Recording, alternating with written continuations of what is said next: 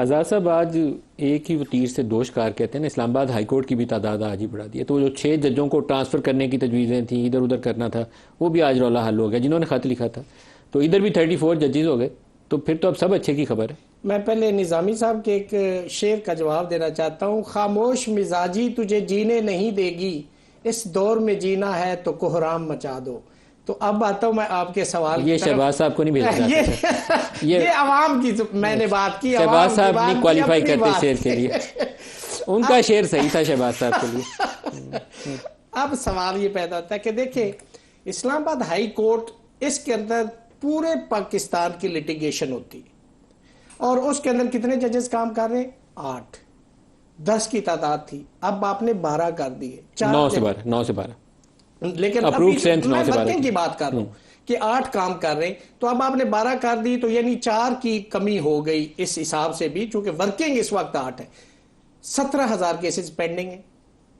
और दूसरी बात, मुझे बताएं, अगर जुडिशल रिफॉर्म लाना है, सुप्रीम कोर्ट में 2% जो जनरल पब्लिक है उसका केस आता है। जो 98% लिटिगेशन है, जैसे अभी मेरे भाई फरमा रहे थे, वो हाई कोर्ट तक है। और डिस्ट्रिक्ट कोर्ट में नीचे अगर आप देखें तो 30 लाख केसेस पेंडिंग है। सुप्रीम कोर्ट में 58,000 केसेस पेंडिंग, फेडरल शरीयत कोर्ट में 185 केसेस पेंडिंग है, सुप्रीम कोर्ट में 187 कॉन्स्टिट्यूशनल मैटर है।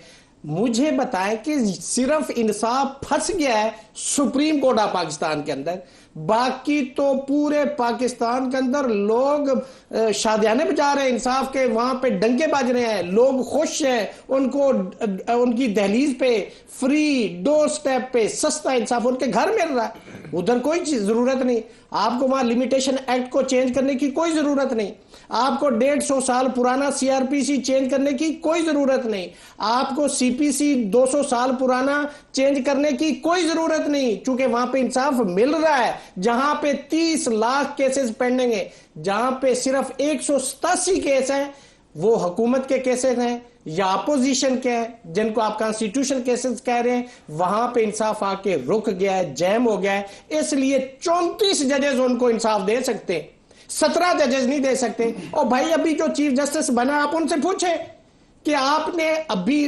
उनसे कि आपकी पॉलिसी क्या है, केस मैनेजमेंट आपकी क्या है। अभी उन्होंने आके 2-2 जजेस पे जो बेंच बनाए, 40-40 केसेस लगे हुए हैं। अगर 1:30 बजे तक कोर्ट काम करती तो क्या पता वो वर्किंग आवर्स 3 बजे तक ले जाए।